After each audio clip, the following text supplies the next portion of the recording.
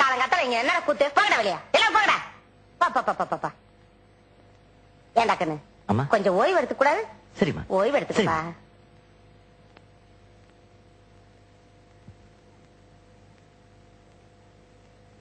சிஷியா ஒரு பீடி கொடு. ஏய் சின்ன பசங்க பீடி குடிக்கூடாடா. அண்ணா நான் உன்னை விட 10 வயசு பெரியவன் தெரியுமா? ஒழுங்கா பீடி கொடு. இல்லன்னா விடுவேன். இந்தாங்க அண்ணா இந்தாங்க. Very good.